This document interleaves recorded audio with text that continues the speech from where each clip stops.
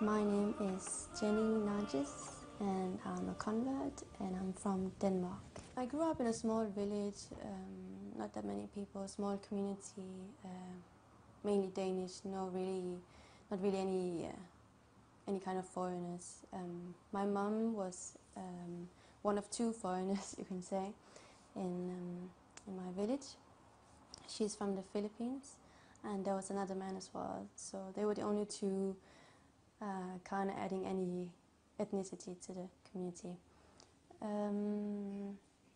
So I grew up in a small family. My mom, my dad, my sister and me went to school in the same place where I grew up for about 7 years. And then I moved on to the neighbor city and continued my schooling there until I finished my, I think what you call primary education here in England. Yeah, my mom and dad, they're both from a Christian background. My dad is from a Christian church. My mom was a Catholic, from the Catholic church, and when she met my dad and married, and they were pregnant with me, they decided that she would change to the Protestant church that he was from. So she did that, and I grew up in the local, going to the local church where we lived. And I was in the church choir, I was baptized, I had my confirmation there. I mean, you know, our food would be different. We would have different food, we'd eat lots of rice, and my mom would have her friends from with the same background as her coming to visit us. And we'd have, in the house, it would be two different communities coming together. And then obviously when I went to school, I would have my Danish friends, we would play. So outside it was just, I didn't really feel that different. Obviously in our house, you know, my mom being Catholic, maybe her way of upbringing us was maybe a bit stricter, or things to do, or what was accepted, not accepted.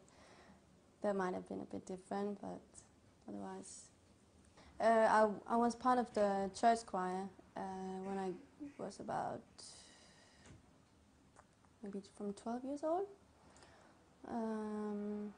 It was kind of, you know, when you're a child, you want to go to things, you want to go for a sport, or you want to go for some kind of dancing. So I did these things, and then I was also in the choir.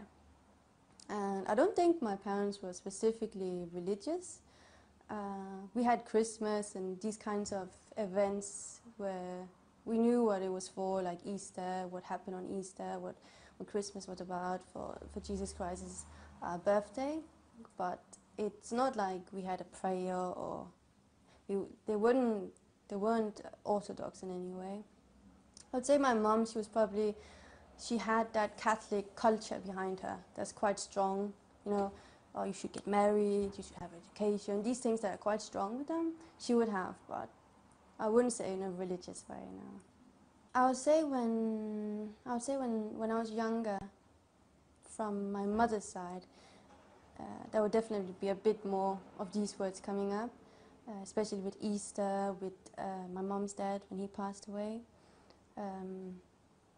She would mention things like she had like an altar, you can say, like her own corner in her bedroom, where she would have pictures of Virgin Mary, small prayer books, and with Easter we would always gather around the TV, we would watch movies about the crucifixion, the death of the Prophet Isa Islam. I wouldn't say not just with these kinds of events, these kind of days, holidays. It's actually quite funny because I was thinking about this leading up to this interview, about the thoughts I'd had about Islam and how I knew about Islam when I was younger. And I actually used to play these games with my sister, and I have no idea how it got to my head, but we would play that we were Muslims. And one would be the wife, one would be the man, and we would be all about, you know, that they wear a scarf, put on a scarf on your head and play. And I don't know if it's from TV, maybe my parents had some kind of conversation where I heard the word Muslims, but I was quite aware of that they were Muslims and they covered their head quite early on. When I got to, our schooling system is a little bit different than England, but I guess it's equivalent to college here. When I got to college, I had a normal schooling, friends, a school, whatever, normal kind of lifestyle. And I think that it was a combination of me always being drawn to this Islam, being a Muslim, what it was about, and also the fact that my mom's culture was different than my friends. Like my mom, she would be like, you shouldn't, like alcohol, these things, you shouldn't be too involved in these things. And then you have the community outside that's all about these things. And I think that's when I actually started thinking about what I thought was good for myself. And it wasn't necessarily about, oh, I should be a Muslim, because I don't think that even struck my head. I just think that it was the beginning of me trying to find a good life for myself. I would just be a bit confused about these things with my friends, that I wasn't really agreeing on the lifestyle that they had. And I think that was the beginning where I was like starting to be a bit, okay, I'm different, this is not really for me. I want something else. I don't know what it is, but it wasn't just agreeing on certain things. So I just continued my school, finished my school, continued growing up. I went to uni.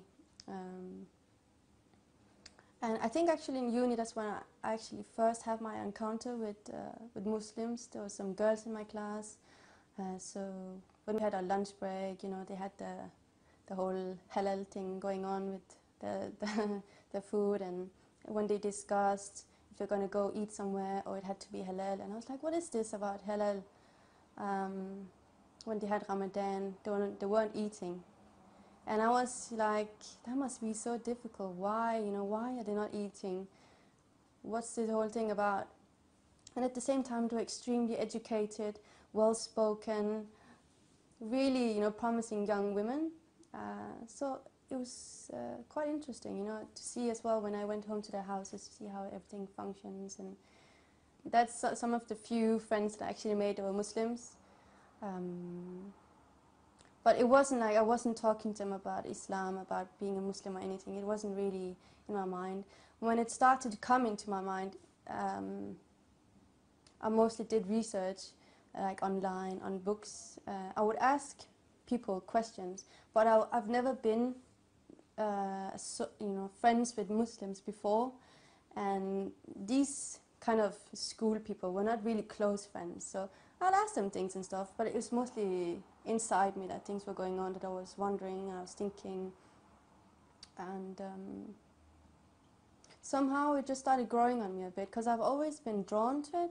For some reason, since I've been small, I've always been drawn to it. Maybe because it's unknown or different. But I started doing some research. I would look up online. I would borrow library books. I would talk to people. I met a few other converted girls, and I wasn't wearing a scarf, so they can't see that. They don't know what I am, what I'm thinking. But I would just try and kind of question them out a bit about why why are you a Muslim? So slowly, very slowly, I started to just increase my knowledge about being a Muslim, what Islam is,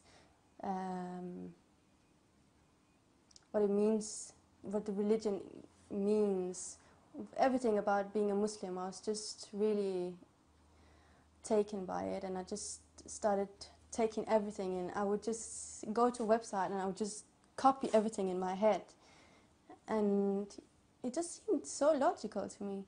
Nothing was a problem. I could understand it perfectly. And I was like, this is really amazing. Every aspect of life it just embraces.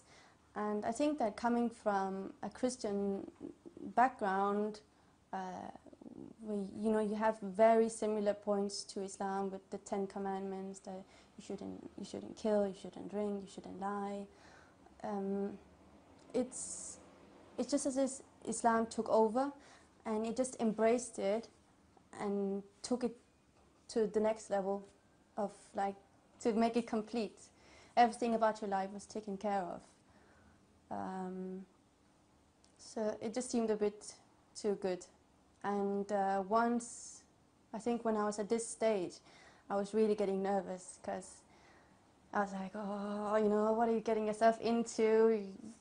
Muslims aren't exactly popular, It's not like they don't have a good reputation. They still don't, if not even worse. So I was thinking, if I do this, forget about doing it. I'm sorry, don't even think about it. But if I even start thinking about this direction, changing my life, it's not going to be good. I'll get lots of trouble. My parents are going to make huge, it's going to be a problem. No, I can't do that. I can't do that. So I was like, forget it. Don't start thinking about this. You're just you're having a period some kind, and just don't think about it. So actually, by force, by myself, I was like, no, don't think about it. Leave it. You're not going to start messing things up, making problems. No, you're not going to do that. So I left it, and in this period, I was like, I don't want anything to do with Muslims. I don't want to meet any Muslims. I don't want to talk to anyone. I don't want to think anything, a word that could lead to thinking about Islam. So I did that for a period, and I started feeling very, very, very, I didn't feel well at all. I felt really bad. It was hurting in my heart. And when I realized that it was actually gone to my heart, I was like, oh, you're in trouble, you're really in trouble. Oh, your mom and dad are gonna freak, they're really gonna, it's gonna be a problem, So after I kind of realized that I liked it, that I liked what I was experiencing, what I was kind of developing inside me, I continued a bit again. I continued just gaining knowledge. I got a few more closer friends, you can say. I actually got to experience to go to a masjid, a mosque, and actually wore a scarf that day. And I didn't know how to wear a scarf properly. It was probably a mess, and I didn't know anything, but I went there and I just thought, this is just amazing. It's just amazing. There was not really a lot of people there, but I just felt peaceful. You sit on the carpet, and it was just very beautiful. The reason why I was searching for something different is because I didn't feel that. I remember feeling when I was in college, is this really it? Is this life? Is this really it? It didn't feel complete to me. It just felt like it can't be it. There must be more than this. Especially, when you come from the Christian church. So many times you would ask them questions. You wouldn't get a straight answer. I feel that being a woman, coming to Islam and discovering how Islam treats a woman really empowers you and gives you so much of freedom, and it encourages you to do the best that you can in every way, but at the same time protects you, and it doesn't pressure you in ways that our mothers have been pressured to have a home, have the children, raise up the children, have a full-time job, and everything is just laid upon them. And when I discovered Islam, I thought reading about the woman and also eventually the hijab, it makes sense. When you come from a Christian, Catholic background, there's two sides to it. There's the cultural side and there's the religious side. Now, the religious side it has, in a way, everything, but it doesn't really it doesn't grab around it. Whereas when you come to Islam, it really actually takes an action. It tells you, for example, how when you earn money, you should pay these Islamic taxes, you should pay the poor rate. It just takes it further. So that's one thing that led me to Islam. That it completes it. That's why I actually decided to change, because it's not enough to say you shouldn't kill, you shouldn't lie, you shouldn't steal, and people are like, yeah, okay, and they'll go and stab someone or whatever. But it's different with Islam. I can't explain the way it embraces it and explains you, and it's so logical, and it's all for the sake of you. There's this whole love bound around the religion that people might not see always, especially in the media and these things. But there's just so much heart with Islam. So that's all. There must be the reason why most people convert, especially for me. Remember, this is probably I'm jumping a bit, but when I first time went to a masjid, and that was actually a Shia masjid, and they had Ashura, and I was just blown away, because obviously the room was parted. There was the women here and the men here, but you could kind of see the men here, and I could hear them, and grown-up women and men were crying their hearts out. And I was like, this is not the Islam that you hear about. How can grown-up people cry? And then for someone that's not even here anymore. I mean, we don't even remember our Queen's forefathers. So it's everything about it was just so mind-blowing and extreme, especially in the beginning when a revert actually reverts to Islam. It's very extreme, and you just want to know everything. And when I saw that, I was just blown away. So there's just so many things about the religion that actually, it just fulfills it. It takes it and makes it 100%. It doesn't leave you anywhere. You always have your rights, no matter if you're a man or a woman. And these rights coming from Western society, they've changed. It's as if, the rights that they have, that I used to have, I guess, they're supposed to be what's good for you. But when you actually turn it around and you start looking at it, it's just not, and it's not good for you, and it doesn't help you in any way, and it doesn't promote you being a woman, because I can't speak for the man, but being a woman, it doesn't promote you, it doesn't help you. On the contrary, it just uses you, and it doesn't give you equality at all. When I decided, one of my friends asked me, because they knew that I was interested, they're like, so what's up with it?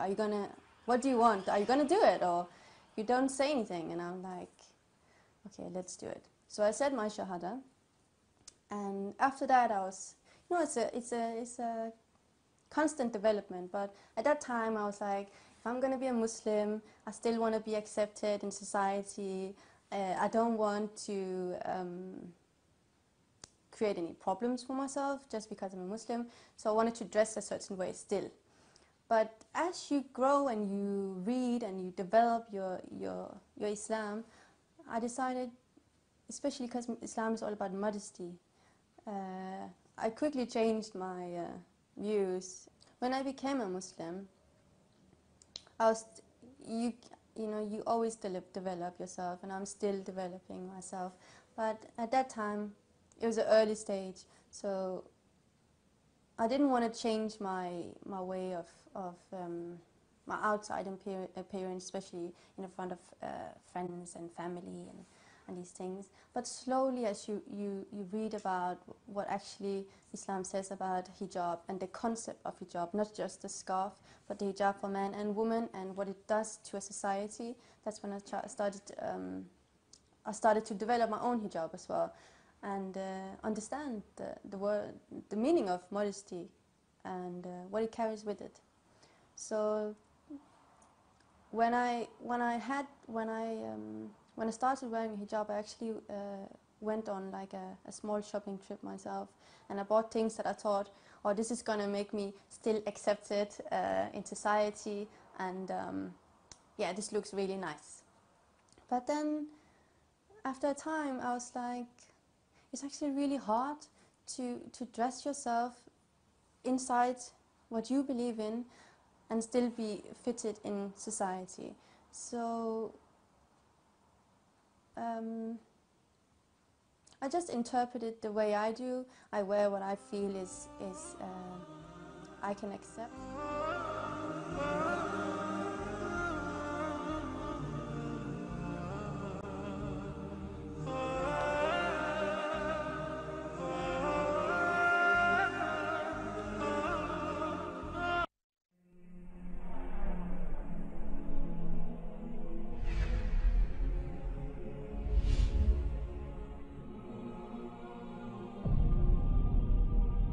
Ahlul Bayt TV, the holy household for every household.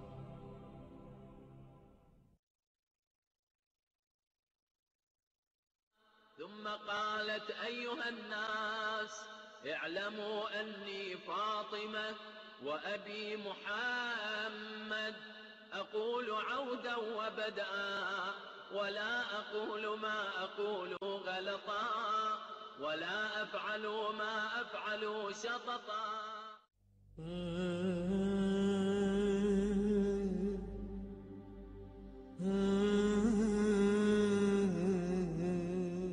Ahlul Bayt alayhim salam have been praised by Allah, glorified and exalted in the Holy Quran. They are the family of the Holy Prophet. And what can be an easier path to achieving guidance than through them, whom Allah has described as وَيُطَهِّرَهُمْ تَطْهِيرًا. So if that is where purification lies, it is through them that it will be easier to get guidance. And hence, a channel like this, which concentrates on the teachings of Ahlul Bayt, which are the pristine teachings of the Holy Prophet himself, peace be upon him and his progeny, will inshallah lead us to guidance. Of course, it goes without saying that such a channel will need financial support. Nothing is achieved without financial backing. And so a contribution of this nature, modest in some, but it may be a major contribution in the eyes of Allah, glorified and exalted, because it is all leading us to seeking proximity to Allah, glorified and exalted. And his promise is that those who spend in his path, he rewards them in multiplied fashions. And this is our prayer, that may all those who help to keep the channel alive be amply rewarded by Allah, glorified and exalted.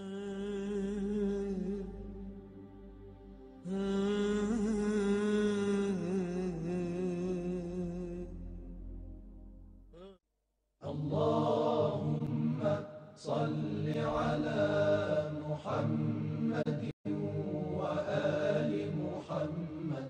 Allahumma salli ala Muhammad wa ali Muhammad. Allahumma salli ala Muhammad wa ali Muhammad. Allahumma salli ala Muhammad wa ali Muhammad wa ajil farajahum.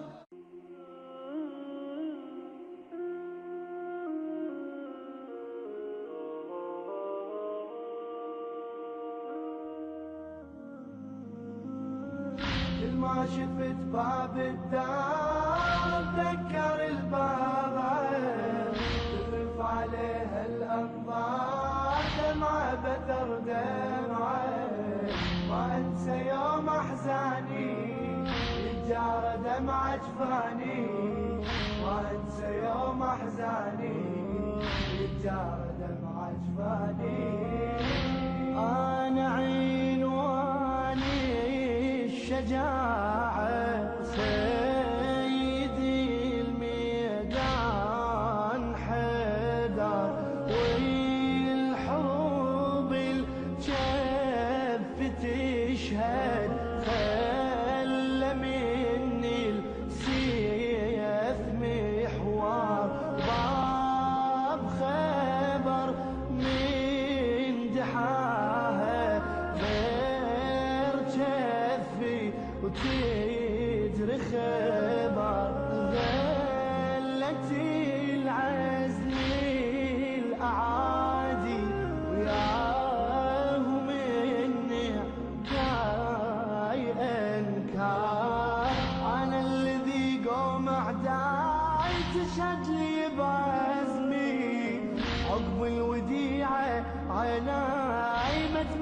بس يغمي صار الحزن ميداني وجار دمع جفاني صار الحزن ميداني وجار دمع جفاني ما شفت باب الدار ذكر الباب وقف عليه الأطفال دمعة بثر دمعة وانسى يوم احزاني جار دمع جفاني وانسى يوم احزاني جار دمع جفاني.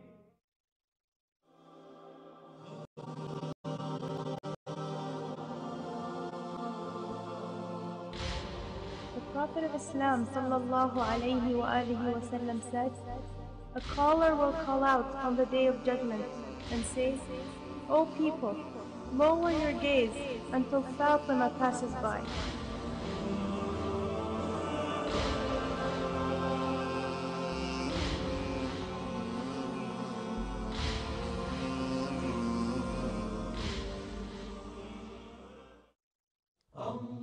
Ahlul Bayt TV, the holy household for every household.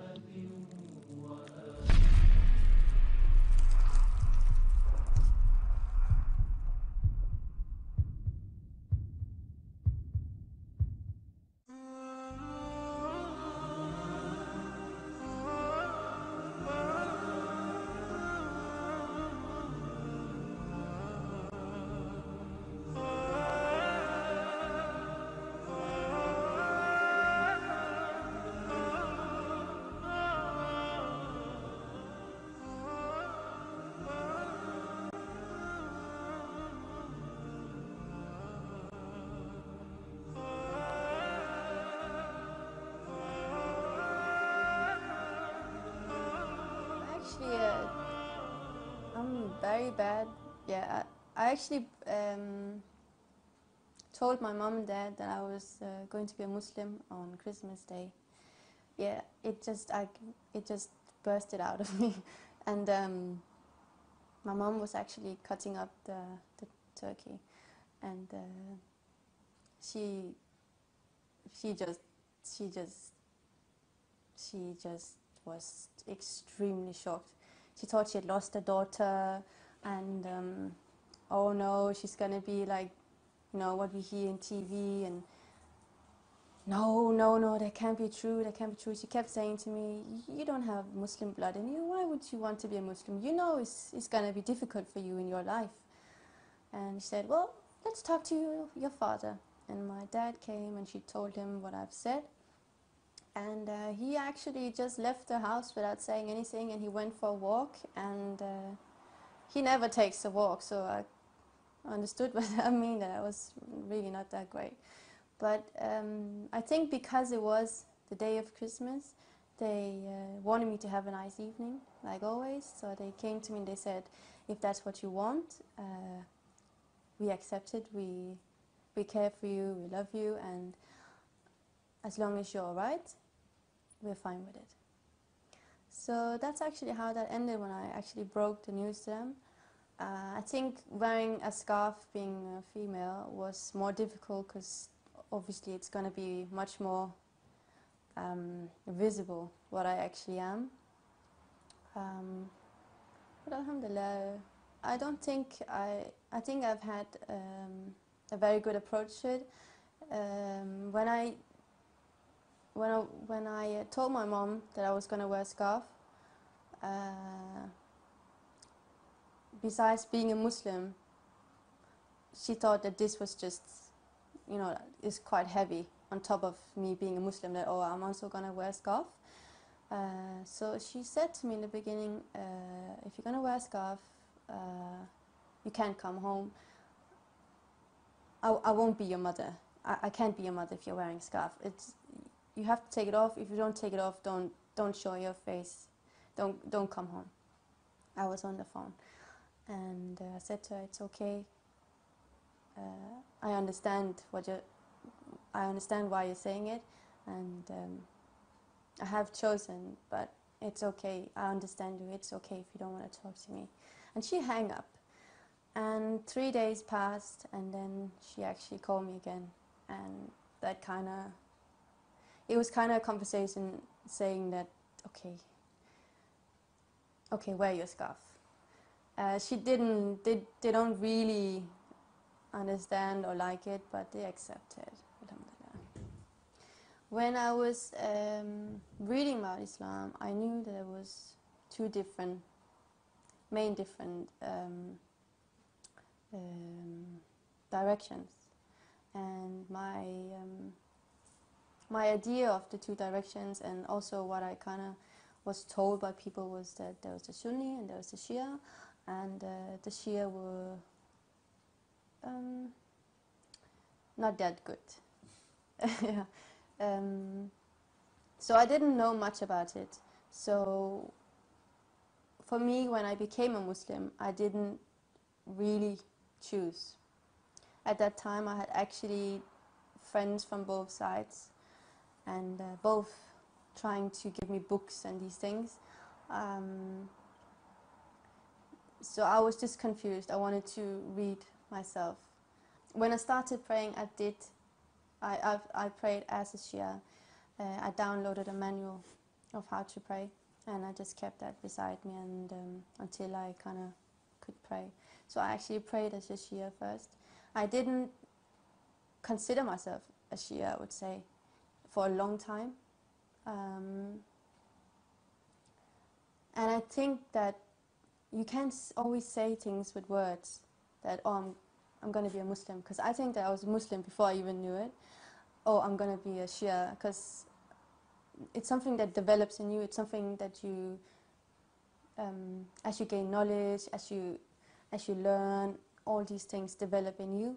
So I would say becoming a Shia is something that's grown in me. The more it's grown to my heart, I would say, the stronger I went to this direction. I've always been open. I wasn't differentiating too much between what is what. And in the beginning, I was even quite, does it even matter? But the more I gained knowledge, I actually went to the more Shia side, and I actually started practicing much, much more. The thing with Islam and Shia Islam is that Islam is perfect. There's nothing about it that you won't be able to understand. There's a guideline about everything. But the thing about, and what takes you to just a different place, is when you come to Shia Islam, there's two sides of it. There's the historical side of it, and then there's the more spiritual, emotional side of it. So once you combine these two, it takes you to Shia Islam. There's a huge heart behind being a Shia, which I believe is why we are here today, why our Islam is like it is. It's preserved. So the Islam that we have today is still beautiful. It still has the messages of fighting for your rights, fighting against injustice, seeking knowledge. All these amazing messages are kept. With regards to Shia Islam, the thing is that when the Prophet, peace be upon him, was going to leave this world, obviously he had decided that Ali alayhi salam was going to continue, and I just think that the whole process of this is filled with so much heart, and there's so much more than just there's a love bound to this, and I think that's why people as well cry, because it hurts them so much, and at the same time it saves us in every way. So when you read these things, these stories, these narrations from that time, it really touches your heart, and you cannot close your eyes to it. It was a combination of it just going to my heart so much that I could just cry out of pain. And then at the same time, when you watch grown-up people at the age of your parents hysterically crying. How can you not? I have to be honest and say I actually had to read it several times. It was a lot of things to take in, and a lot of different names that I didn't know anything about. So I researched and I actually read the same things over several times to actually be able to understand it. But once I actually understood what they went through and what it means to be a follower of the Shia, that's when, you know, it was completed. I was a Shia by heart. It doesn't mean that I didn't officially choose it before, but it's something I feel that I can't call myself a Shia before it actually went in here. So it's something that, I don't know, it's something that grew in me. It doesn't mean that you don't take the decision before or after, or being a Muslim before, after. It doesn't mean that you're not a Muslim before you actually said it out loud, but it's something that grows in you, and sometimes you're just not aware that I'm actually a Muslim already, you know. I just need to say the words I need to say to be a Muslim. On the internet, I would basically just Google. I would just Google it and just look at all different sorts of websites, forums. I would go to libraries, sit for a bit, and I would read stories of other people becoming a Muslim, their stories, these things. I had read books about going from Christianity to Shia, Muslims going from one direction to another direction. So quite a different kind of books with different kind of subjects. Some say when they convert after reading the Quran. I don't think, for some reason, it wasn't like the stone that took me to Islam, but it was a part of my research, definitely, because obviously I come from a Christian background, so I have a Bible as well. So obviously you have these two books now. Bismillahirrahmanirrahim. I Allahs, den nådiges, den barmhjertiges navn. Alif, Lam, Mim, Ra. Jeg er Allah, den alvidende, den altseende. Dette er den fuldkomne bogs vers, og det, som er åbenbaret for dig, min Herre, er sandheden, men de fleste mennesker er ikke troende. Since I've been a young child, I've always, when I've been in some kind of, you know, when I've been sad as a child, I remember very clearly that I would do prayers in my bed, and all the way through when I grew up. Not constantly, not every day, but if I would get really sad, I would just feel that there is something, and this is my last thing, I'll try this now. And I actually remember one time that it was an episode that meant a lot to me. My dad, he had lost something very precious to him, and he was really upset, and I was upset because he was upset, and I actually made a small prayer inside myself on my couch, and it was, subhanAllah, the next day the thing was back, and I was 100% sure that this is because Allah subhanahu wa ta'ala has helped me. I would say in some areas more than others. I remember especially reading about in Christianity that the women used to cover. The whole thing about going to church, there was a certain way of doing it. Women were not allowed the same things or sit the same way, places as men, or sometimes not even allowed to come in. So in these ways I was definitely comparing to, okay, so a woman from Islam is all covered up, probably she doesn't have any rights. So I read about it, and then I would compare. Yeah. I came to England about 2 years ago, and I came for marriage. I had been thinking about marriage for some time, and since my parents are not Muslim parents that go and find you a partner or you have this huge community that can just help you.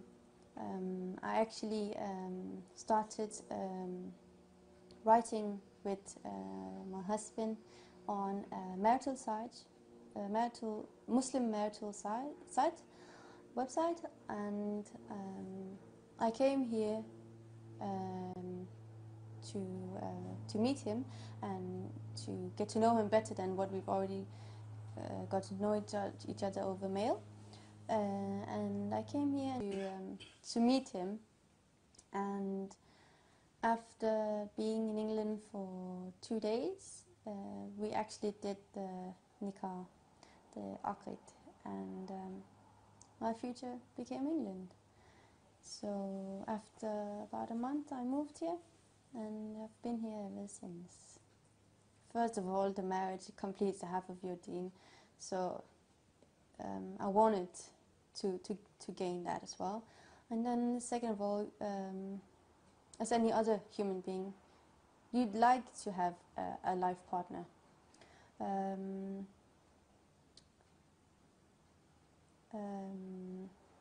I didn't expect to move to England.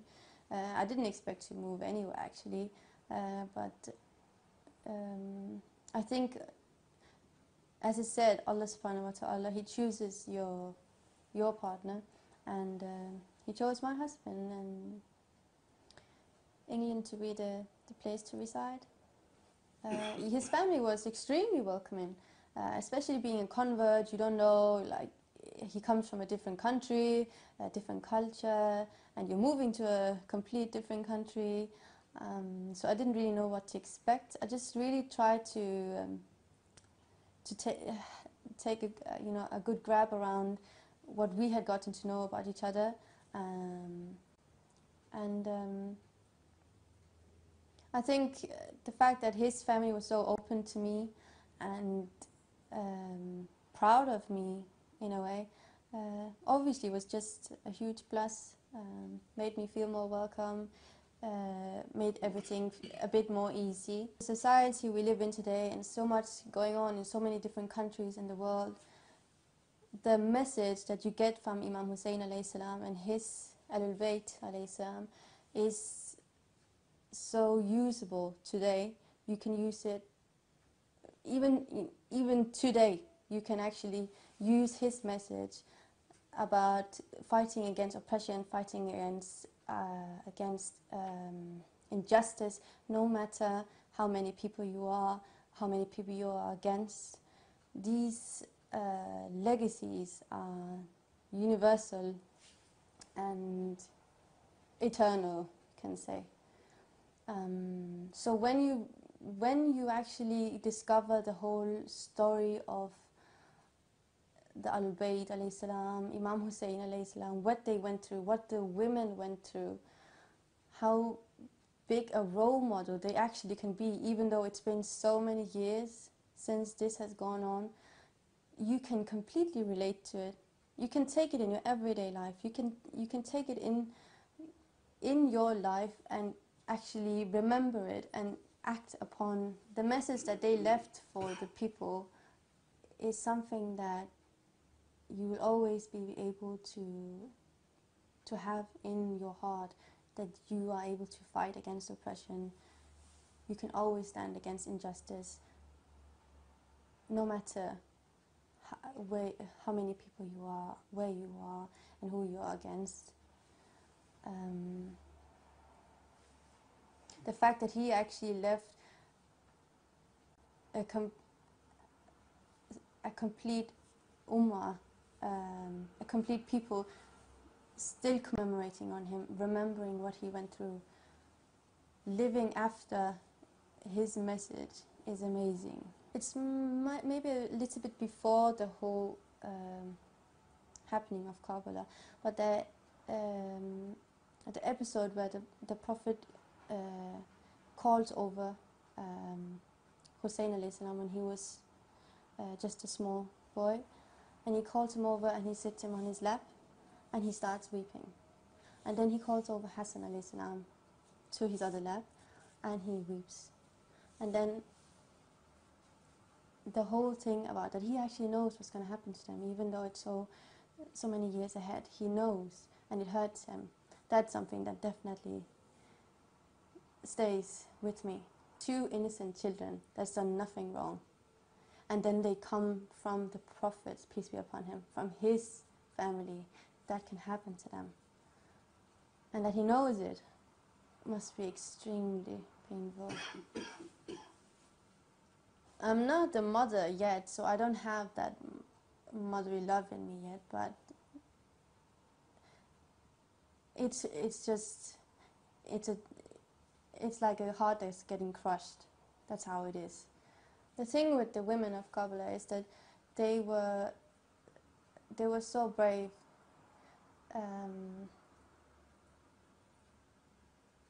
The fact that they were dragged through dirty sand with no shoes, screaming, not being able to help the men that they love, the young men that they love, their children being everywhere, being captured, being kept in prison for years, dying in prison, not even being able to mourn for their children.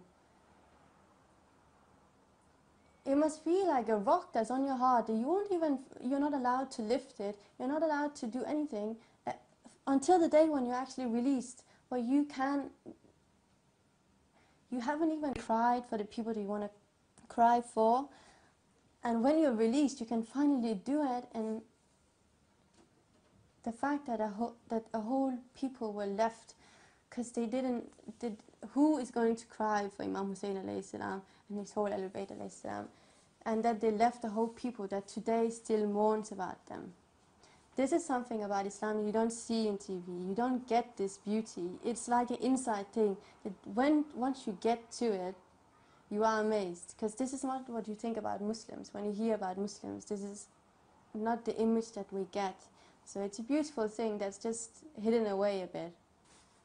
How can you not, if you follow the Sunnah, which is the path of the Prophet, peace be upon him, then you're still following the Sunnah when you're following Ahlul Bayt, because Ahlul Bayt is the Prophet, peace be upon him. It is the Sunnah, so it's not, in a way it's quite logical.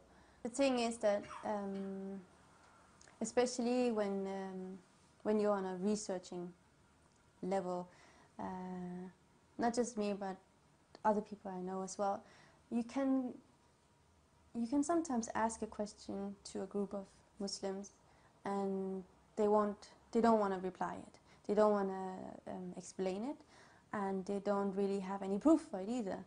And then you can go to another place. If they don't have the proof or they can't remember it, they will get it for you, and they will make sure that you actually understand what they're saying, and then you can take it with you if you want. I think as well that when you discover the 2 different religions, there is a beauty over Islam and there's a beauty over the people that follow it. They have this light over them, this love inbound in their presence. And this comes from the legacy that was left for them.